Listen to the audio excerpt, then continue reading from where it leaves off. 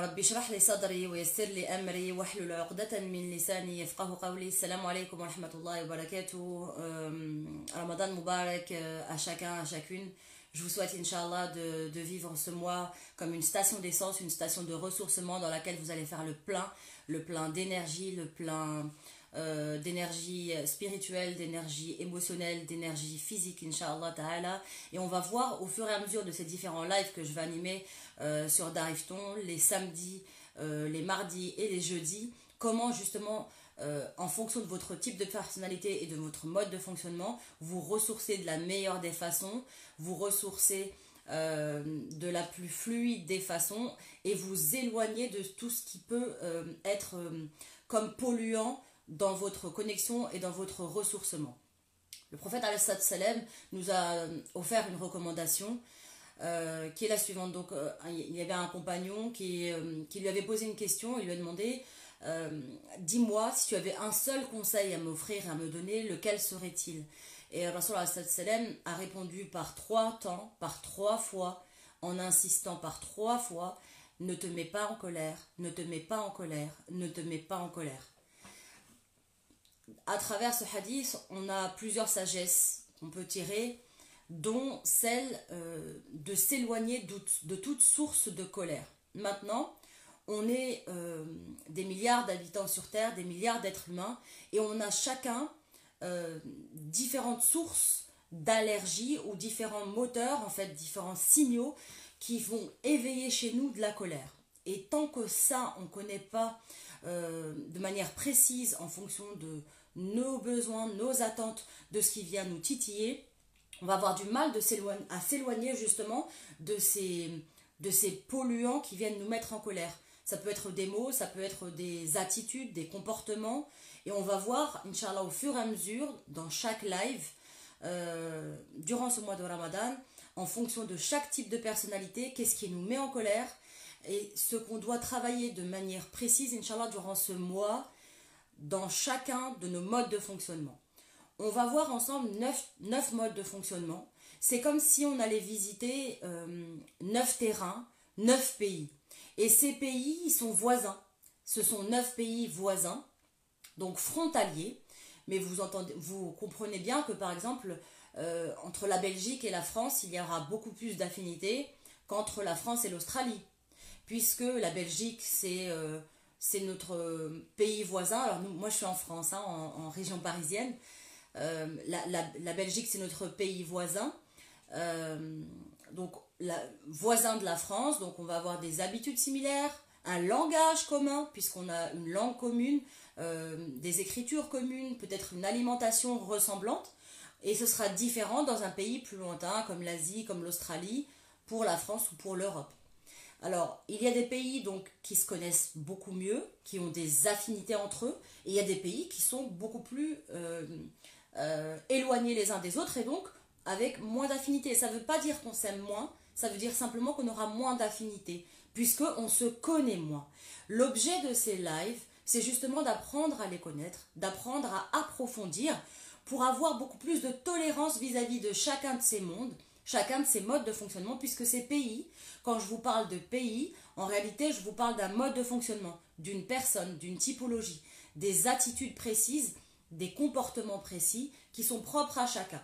On va en découvrir 9 qui sont, selon moi, les fondamentaux des modes de fonctionnement qui existent. En tout cas, voilà. Si vous voulez, moi, j'accompagne en thérapie et en formation depuis des années aujourd'hui. J'accompagne en conseil conjugal et les problématiques redondantes que je rencontre, elles sont à chaque fois d'ordre des besoins en fonction de vos modes de fonctionnement, en fonction du carburant que vous utilisez dans votre véhicule. Quand vous montez dans votre voiture, si vous allez faire un plein à la station d'essence et que votre véhicule c'est un diesel et que vous mettez le plein d'essence, je ne lui donne pas 24 heures avant que le moteur il lâche.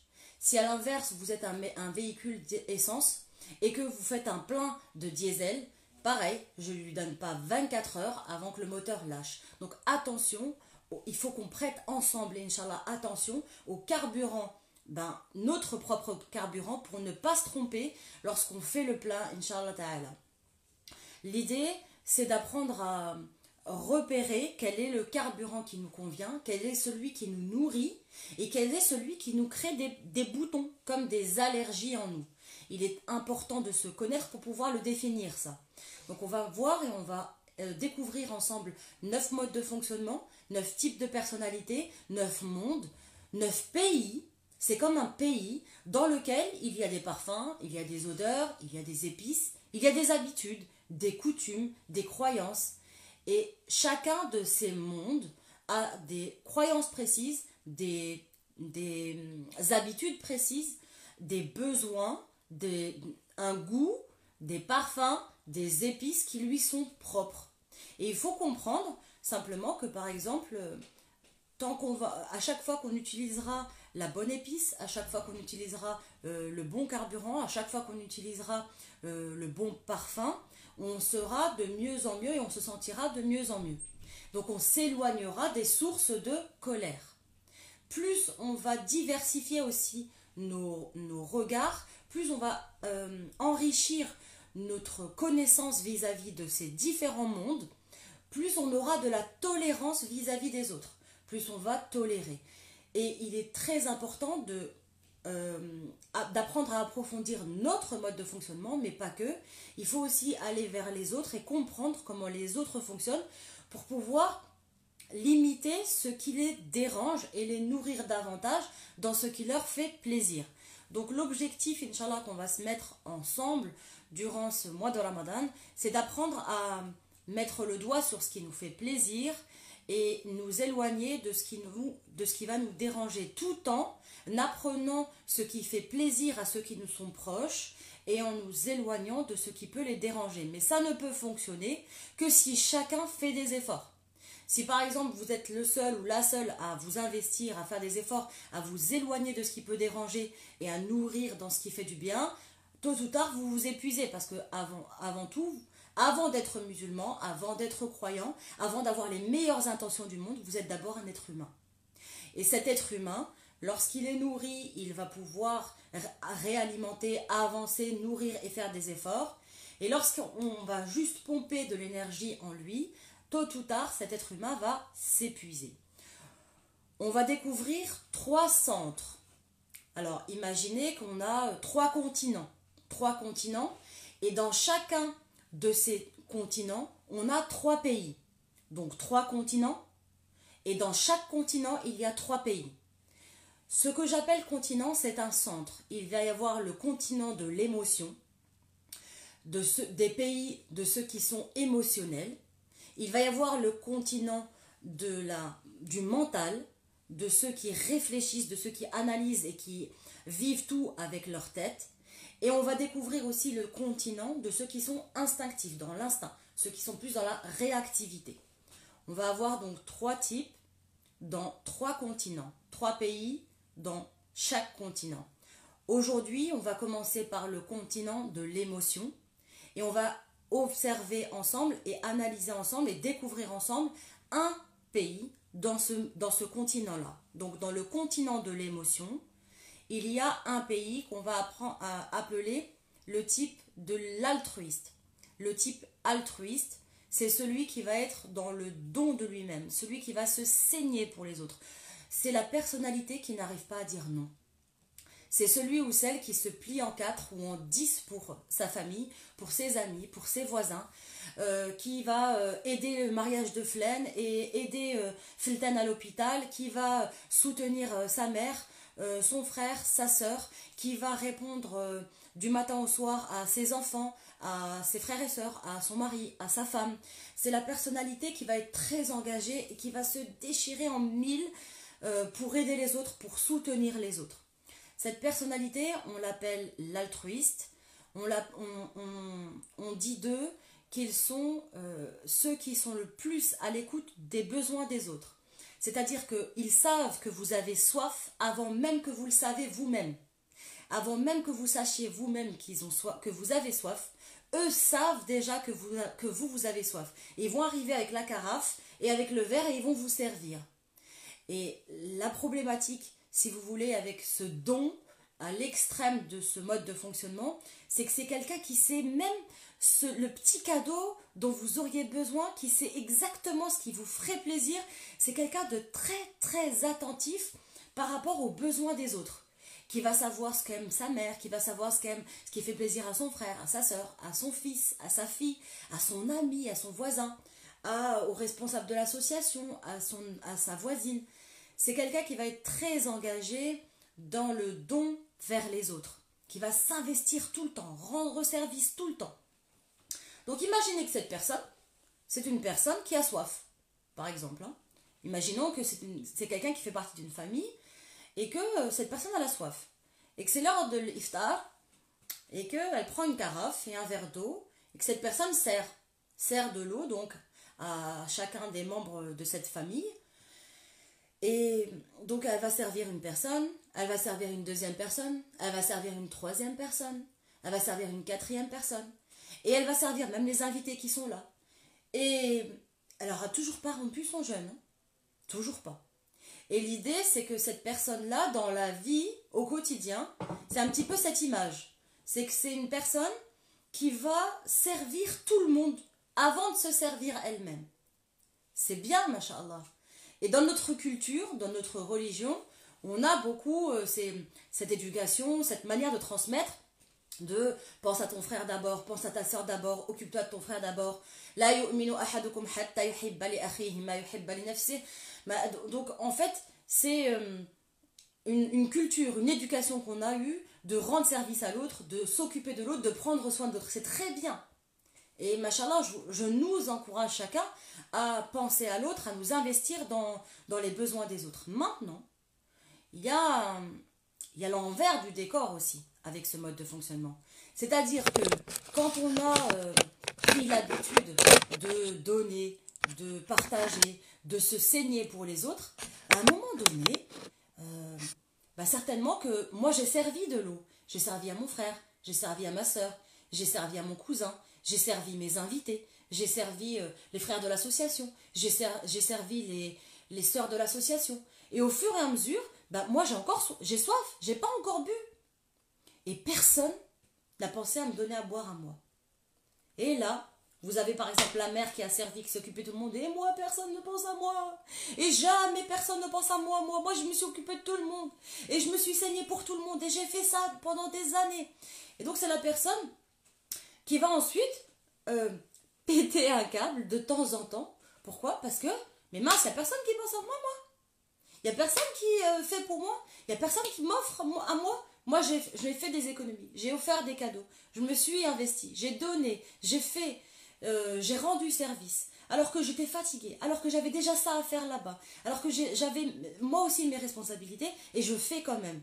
Et c'est une personne qui va avoir beaucoup, beaucoup de mal à demander de l'aide.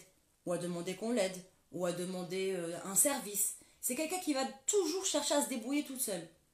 Si un jour, cette personne demande de l'aide, et que la personne en face lui dit « Ah, désolé, je peux pas », elle va se briser. Parce que c'est quelque chose qu'elle n'arrive pas à faire. Quand je dis elle, je parle d'une personne, puisqu'il y a 50% d'hommes et 50% de femmes dans ce mode de fonctionnement. Il n'y a pas de type ou de pays qui sont exclusivement féminins ou exclusivement masculins. On a des hommes et des femmes dans ce mode de fonctionnement, dans ce type de personnalité-là.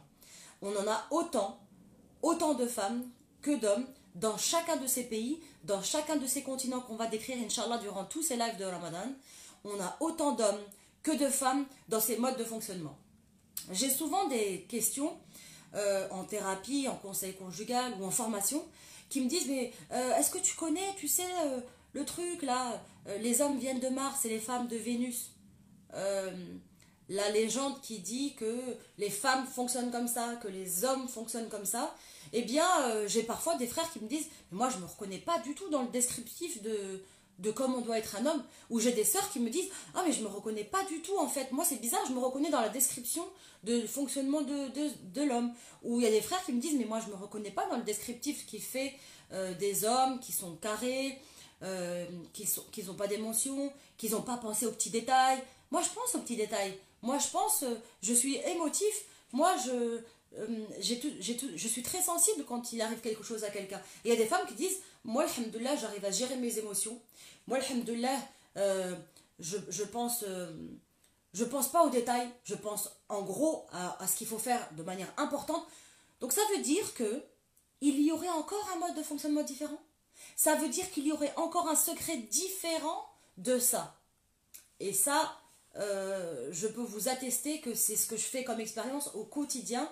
Et oui, il n'y a pas un fonctionnement masculin ou un fonctionnement féminin. Il y a des mondes, des types de personnalités. C'est pour ça que je m'autorise à les partager aujourd'hui. Parce que c'est ce qui m'a permis à moi, ça fait plus de 15 ans maintenant, que je travaille avec cet outil et que je me remets en question régulièrement. C'est l'outil et c'est ce que je vais vous partager, Inch'Allah, durant ces lives pendant la Ramadan. C'est ce qui m'a permis à moi de me remettre le plus en question. Et on est dans le mois de la remise en question. On est dans le mois de l'invitation à la réforme, à être mieux qu'on était avant que la Ramadan arrive. Ramadan, cet invité VIP qui est arrivé hier soir, Ahlan wa sahlan bihi, il va repartir dans 29 jours peut-être.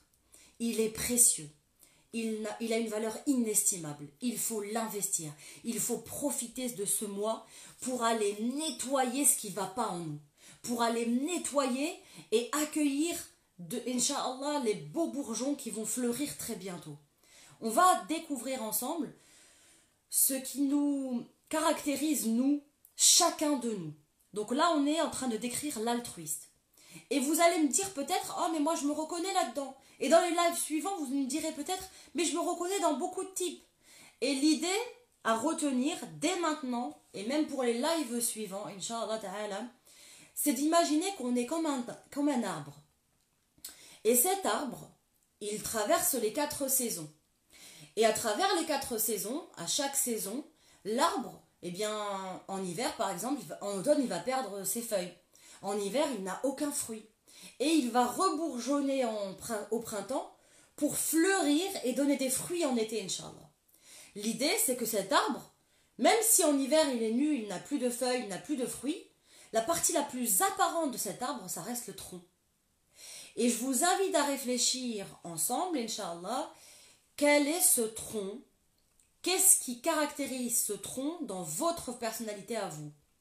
Donc vous pourrez vous reconnaître effectivement dans différents types de personnalités, dans les différents pays qu'on va décrire ensemble, mais vous avez un tronc, une base, la partie la plus importante, la partie principale de votre mode de fonctionnement, c'est votre tronc. C'est ce qui reste toujours apparent, quelles que soient les saisons. Et c'est sur ça qu'on va, Inch'Allah, focaliser, se concentrer. Quel est votre tronc? Qu'est-ce qui, même à travers les saisons, quand vous êtes dans les périodes les plus difficiles ou quand vous êtes dans les périodes les plus faciles, qu'est-ce qui est toujours là? Toujours là. On va voir ensemble comment on va reconnaître ce tronc. On parle aujourd'hui du monde de l'altruiste. On parle aujourd'hui du monde de celui qui est dans le don de soi-même, de celui qui se plie en 4 pour tout le monde. Et on disait que c'est quelqu'un qui va servir tout le monde, qui va donner à boire, qui va rendre service, et qui, le jour où lui aura besoin, ou elle aura besoin, va avoir du mal à demander de l'aide. Et si un jour il ou elle demande de l'aide, et que l'autre ne répond pas présent, ça va saigner. Ça va faire très très mal. Très très mal au fond de lui, au fond d'elle, parce que déjà c'était très difficile pour lui ou pour elle de demander de l'aide, mais en plus que cette personne elle dise non, désolé, je peux pas, ça vient briser quelque chose en elle ou en lui. Pourquoi? Parce que c'est quelque chose qu'il n'arrive pas ou qu'elle n'arrive pas à faire. Il n'arrive pas à dire non. Il n'arrive pas à dire je ne peux pas. Donc il refuse ou elle refuse que les autres arrivent à le faire. Ou que les autres le fassent. Ah, comment il m'a dit non? Une fois je lui ai demandé de l'aide. Une fois il a dit non. Et c'est justement notre piste d'amélioration à nous. C'est notre piste de remise en question à nous. C'est peut-être aussi d'apprendre à dire non parfois, d'apprendre à écouter notre besoin. La yukallifullahu nafsan illa wus'aha. Allah ne charge une âme, ne charge aucune âme plus que sa capacité, plus que ce qu'elle peut faire. Allah ne chargera aucune âme plus que ça. Donc c'est à nous aussi d'apprendre à charger notre âme de juste ce qu'on peut faire. Puisque lorsque je la charge de plus que ça, qu'est-ce qui peut se passer? Eh bien, je peux tomber dans, je vais me plaindre de cette personne. Je vais me plaindre qu'elle a dit non. J'ai une fois, je lui ai demandé, elle n'a pas fait. Mais pourquoi en fait? Donc, on peut en arriver à parler sur l'autre. Pourquoi? Parce qu'on a cette difficulté, nous, à dire non. Parce que nous, on n'arrive pas à dire, là, je ne peux pas smahli, là, je ne peux pas smahili, là, je ne peux pas, pardon, une prochaine fois, Inch'Allah. Donc, si j'arrive, moi, à dire stop, déjà, je vais pouvoir passer en priorité ceux qui sont le plus importants, ceux dont je suis en charge. On voit parfois des frères ou des sœurs qui s'investissent et qui se saignent corps et âme pour les autres. Et qui, quand ils rentrent à la maison, ils sont fatigués. Ils n'arrivent plus. Parce que dehors, ils se sont déjà saignés pour les autres. Et quand tu rentres, t'as ta femme, t'as ton mari, t'as tes enfants qui t'attendaient aussi. Et soudain, pour eux, tu deviens fatigué. Donc, il faut bien remettre ça en question pour équilibrer et remettre les priorités à la bonne place. On doit mesurer comment on donne, à qui on donne et quand on donne. Parce qu'il faut toujours se rappeler qu'on a nos responsabilités. Et que c'est d'abord de notre responsabilité dont il faut prendre soin. Une fois que moi je me suis occupée de mes responsabilités à moi, bismillah si j'ai encore la force. Bismillah si je peux m'investir et rendre service avec plaisir. À condition que je reste toujours dans une juste mesure vis-à-vis de mon haqq à moi et vis-à-vis du haqq de ceux dont je suis en charge, de ceux dont j'ai la responsabilité. Allah subhanahu wa ta'ala, dans Surat Al-Asr, il nous le rappelle, وَتَوَاسَوْا بِالْحَقِّ وَتَوَاسَوْا بِالصَّبْرِ. Donc Allah subhanahu wa ta'ala, il a mis d'abord al-haqq et ensuite il a parlé de sabr. Ça veut dire qu'il y a un ordre à respecter. D'abord, tu te donnes ton haqq, ton droit, ce dont tu as besoin, et alors, et après seulement, tu pourras être dans sabr. Tant que tu t'es pas nourri et tu t'es pas donné ton haqq, et que tu n'as pas donné le haqq à ceux qui te sont chers et dont tu es responsable, tu ne pourras pas arriver au niveau de sabr. Ce qui va te permettre d'arriver au niveau de sabr, c'est que tu t'es donné ton haqq d'abord. Et c'est ça qu'il faut faire et qu'il faut apprendre à faire, Inch'Allah, se donner son haqq d'abord pour ensuite apprendre à aller dans sabr, dans la patience.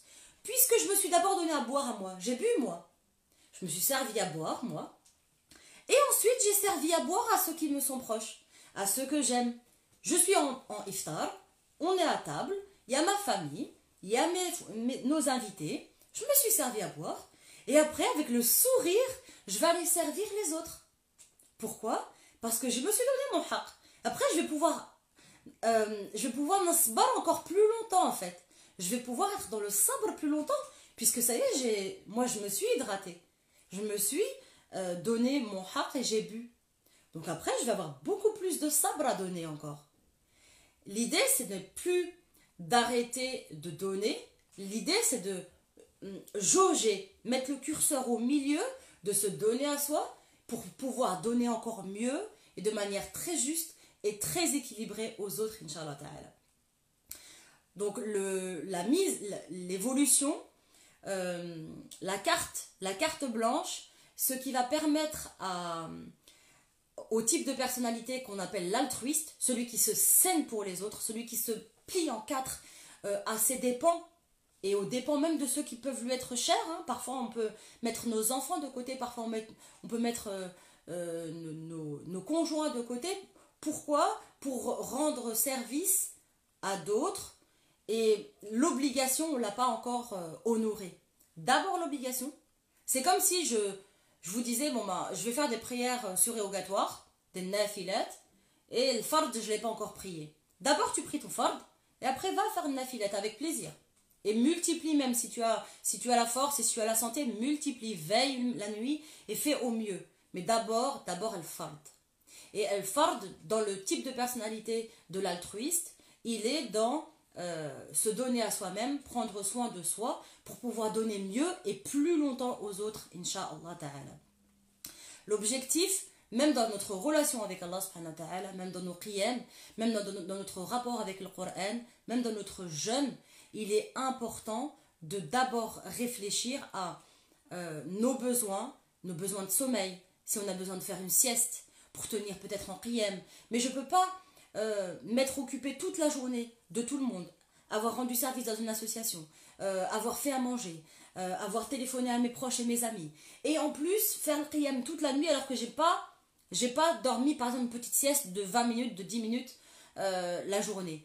Il va falloir multiplier quand même, et là c'est un message par contre à tous, des petites siestes, 2 petites siestes dans la journée pour ceux qui le peuvent, pour pouvoir tenir un petit peu en qiyam la nuit. Et ça c'est un haqq que notre corps nous donne. Notre corps nous demande de nous donner ce haqq pour qu'il puisse ensuite tenir en qiyam, en ibadah et en bien-être et en bienfaisance avec les autres, Inch'Allah Ta'ala. Pour éviter de nous plaindre auprès des autres, on doit se donner à soi-même d'abord. وَتَوَاصَوْا بِالْحَقِّ وَتَوَاصَوْا بِالصَّبْرِ. J'ai décrit un petit peu le panel de cette personnalité-là, qu'on appelle l'altruiste, qui est dans le centre émotionnel, donc qui va faire avec le cœur, qui va partager avec le cœur, qui va donner avec le cœur, qui va ressentir avec le cœur, qui va parler et écouter avec son cœur, qui va se saigner pour les autres avec son cœur. C'est pour ça qu'on parle du centre émotionnel. Donc on parle du centre émotionnel. Dans ce centre émotionnel, je rappelle, il y a 3 types de personnalités, 3 pays. Aujourd'hui, on a vu l'altruiste, on a vu celui qui est dans le don de lui-même, qui se saigne pour les autres et qui doit apprendre avant tout, d'abord, sa piste d'amélioration pendant ce mois de Ramadan, ce sera d'apprendre à se donner son haqq à lui d'abord, à elle d'abord. Si tu te donnes ton haqq d'abord, tu vas pouvoir ensuite donner encore plus et encore mieux et encore plus longtemps aux autres, Inch'Allah Ta'ala. Je vais vous laisser un petit espace de 10 minutes pour des questions auxquelles je vais répondre tout de suite. Alors j'ai vu qu'il y en avait plein qui ont défilé depuis tout à l'heure. Malheureusement, c'est impossible de récupérer toutes les questions. Donc je vais lire à partir de maintenant celles qui arrivent et prendre le temps, Inch'Allah, de répondre pendant 10 minutes. Ce live, alors voilà cette question qui revient depuis tout à l'heure. Ce live, Inch'Allah, il sera enregistré et revisionnable sur la page de Darifton. Je le partagerai aussi sur ma page Facebook Firdaus Motivation, Inch'Allah. Donc le live, il dure 1 heure. On va bientôt arriver au terme du live pour qu'il soit agréable, fluide et surtout très facile à revisionner pour ceux qui n'auront pas pu, Inch'Allah, se connecter. Donc le prochain live pour le prochain type de personnalité, il aura lieu mardi à midi sur cette même page de Darifton et compagnie, Inch'Allah, mardi à midi. On verra le prochain type de personnalité, toujours qui est encore dans le centre émotionnel, Inch'Allah. On va parler de ceux qui sont un peu rêveurs, qui sont romantiques, qui sont dans le sacrifice, dans la profonde relation avec Allah subhanahu wa ta'ala, dans la particularité, l'unicité de ce rapport avec Allah subhanahu wa ta'ala. On les voit eux mardi à midi, Inch'Allah, ceux qui se sentent un peu différents, ceux qui se sentent un peu parfois toujours à l'écart, mais en fait c'est eux qui se sentent comme ça, et on va voir pourquoi, et on va voir leur richesse, et on va voir qu'est-ce qu'ils peuvent améliorer encore, Inch'Allah. Donc ça c'est mardi à midi sur Darifton, Inch'Allah. On fera en sorte de toujours enregistrer les lives pour qu'ils restent disponibles sur la page de Darifton, et je les partagerai aussi, Inch'Allah Ta'ala, sur mon compte Facebook Firdaus Motivation. Alors, comment apprendre à dire non? Première question, comment apprendre à dire non? Déjà, c'est de se dire oui à soi-même. À chaque fois que vous dites non à quelqu'un, à chaque fois que vous dites oui à quelqu'un, à quoi vous dites non pour vous-même? Je donne un exemple. Quand je dis, quand il y a quelqu'un qui vient vous demander est-ce que tu peux m'emmener faire les courses tel jour, je réfléchis. Si je suis disponible, ahlan, marhaban, miyat marhaba, avec plaisir j'y vais et je rends service et j'emmène. Maintenant, il est possible que peut-être ce jour-là, moi j'avais un rendez-vous avec mon fils ou avec mon mari, ou avec ma femme, ou avec mon frère ou ma soeur, où je devais rendre, où j'avais une priorité. Et donc, si je dis oui, il faut que je fasse attention à ne pas dire non à moi-même. Il faut que moi, dans ma tête, je respecte mon besoin. À chaque fois que je dis oui à quelqu'un, il faut que je mesure si je ne suis pas en train de dire non à moi ou non à quelqu'un qui m'est cher ou à une de mes responsabilités ou à une de mes priorités. Il faut toujours remettre les priorités devant le oui de quelqu'un d'autre. Donc on apprend à dire non petit à petit. Et on ne dit pas non du jour au lendemain. Le type altruiste, jamais, jamais pourra devenir égoïste. Jamais, c'est impossible. C'est quelqu'un qui va juste apprendre à mesurer un petit peu de manière beaucoup plus juste pour lui-même vis-à-vis d'Allah subhanahu wa ta'ala, déjà parce qu'Allah il le dit la yukallifu Allahu nafsan illa wus'aha. L'idée c'est d'apprendre à être juste, un peu plus juste envers soi-même pour être plus disponible par rapport à nos priorités, par rapport à nos adorations par exemple, avoir plus de temps pendant ce mois de Ramadan d'adorer Allah, de faire des qiyam, de faire beaucoup plus de dua, de zikr la journée et la nuit. Mais ça, je peux le faire que si je me suis donné aussi du temps et du haqq la journée. Donc il y a une juste mesure à installer et petit à petit. Là, le type altruiste ne pourra jamais devenir égoïste. Il va juste mesurer et équilibrer un petit peu, Inch'Allah, cet excès de don de lui-même ou d'elle-même dans la vie au quotidien. Je continue à lire les questions. Hop. J'accueille vos questions. Alors, je remonte un petit peu.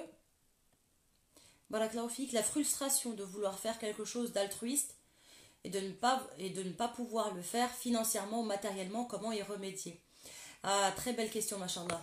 Donc, il y a des altruistes qui veulent encore, qui aimeraient, qui souhaiteraient, au-delà de ce qu'ils font déjà au quotidien, machallah, pouvoir donner davantage, pouvoir investir davantage. Quand on voit par exemple des cagnottes, des litchis, des loasos, des dons qui sont faits ici et là, on a envie de donner, on a envie de partager. À chaque fois qu'on voit quelqu'un qui est en difficulté, on aimerait pouvoir prendre la carte bleue et donner à chaque fois. Et quand c'est possible, ben faites-le. Et quand ça l'est pas, faites une dua.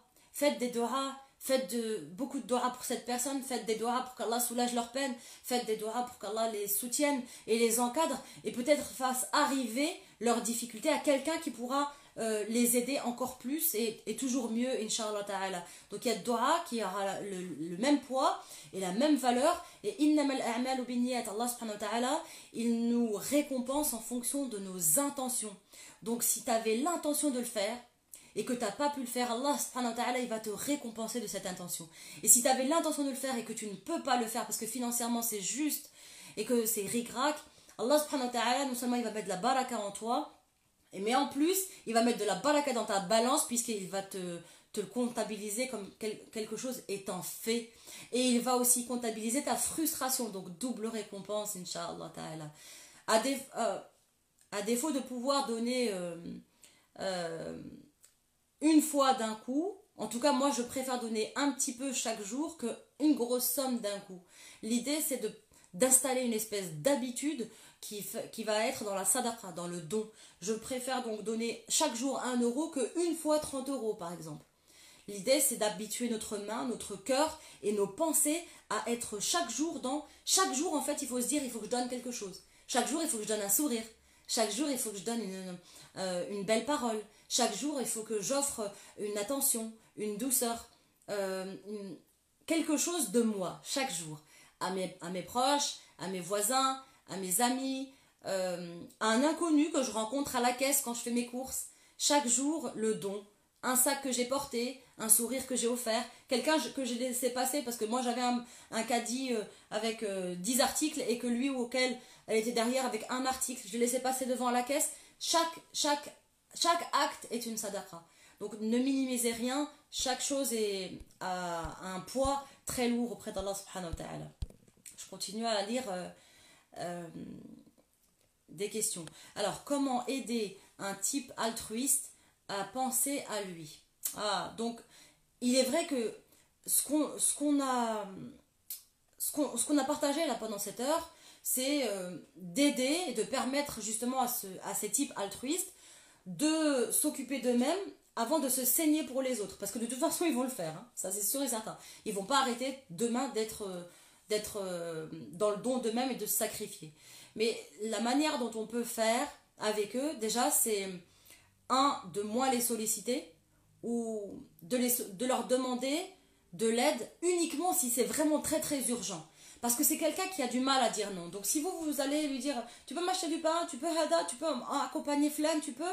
Donc c'est quelqu'un qui va faire tout et va avoir du mal à dire non à quelque chose. Donc je vais moi-même déjà, moi les solliciter et puis demander à ceux qui sont dans son entourage ou faire remarquer à ceux qui sont dans son entourage de moins solliciter parce que c'est quelqu'un qui ne sait pas dire non. Autre chose, il y a un détail dont je n'ai pas parlé et on pourrait en parler des heures, hein, mais voilà. L'idée c'est juste d'initier, d'informer rapidement pour apprendre à se réformer, Inch'Allah. Chacun, pendant ce mois de Ramadan, c'est le mois de la réforme. Donc on va installer des efforts pour pouvoir avancer ensemble. La problématique de type altruiste, c'est que par exemple, même si vous faites un effort pour lui ou pour elle, vous lui rendez service ou vous lui offrez un cadeau, eh bien c'est quelqu'un qui va réfléchir à comment je peux faire encore plus pour te remercier du cadeau que tu viens de me faire. Comment je peux faire maintenant, qu'est-ce que je vais faire pour te remercier tu m'as dépanné, tu m'as aidé. Donc vous imaginez comment ça se passe, ce qui se passe dans son cœur et dans sa tête. C'est quelqu'un qui, parce que vous l'avez aidé, va réfléchir à comment vous aider encore plus. Donc c'est quelqu'un qui sera jamais égoïste. Vous l'entendez bien, vous le comprenez bien. Mais on va l'aider, Inch'Allah, petit à petit, à penser d'abord à lui ou à elle, en mettant en focus que lorsqu'ils sont beaucoup dans le don, ils peuvent ensuite tomber dans la réprimande. Et j'en ai marre, et moi je me pèse pour tout le monde, et il n'y a personne qui pense à moi. Donc pour ne pas tomber dans cette plainte, dans Namima peut-être, dans le parler sur les autres, on s'occupe de soi d'abord pour éloigner la colère d'Allah subhanahu wa ta'ala, pour éloigner notre colère. C'est cet objectif-là que le type altruiste doit se fixer, Inch'Allah ta'ala, pour le mois de Ramadan. سبحانك اللهم وبحمدك نشهد أن لا إله إلا أنت نستغفرك ونتوب إليك سبحان ربك رب العزة عما يصفون وسلام على المرسلين والحمد لله رب العالمين. Je vous donne rendez-vous Inch'Allah mardi prochain pour un live autour du prochain type de personnalité. On restera dans le type émotionnel encore une fois, puisqu'il y a 3 types de personnalités qui sont dans l'émotion. On verra ensuite les 3 types de personnalités qui sont dans le mental, qui peuvent paraître peut-être froids ou distants parfois, parce qu'en fait, ils sont dans l'analyse, eux. Ils ne réfléchissent pas avec leur cœur, ils réfléchissent avec leur tête. Là, on va voir les 3 types de personnalités donc, qui réfléchissent avec leur cœur. On a vu le premier qu'on appelle l'altruiste. On verra mardi un autre type. Et Inch'Allah, jeudi, le dernier type du centre émotionnel. On continuera samedi prochain à midi avec le premier type du centre mental. Je vous donne rendez-vous, Inch'Allah ta'ala, mardi à midi, toujours sur Darifton, avec plaisir. Prenez soin de vous, Ramadan Mubarak. Faites des doigts pour vous d'abord, et pour moi ensuite. Salam alaikum wa rahmatullahi ta'ala wa barakatuh.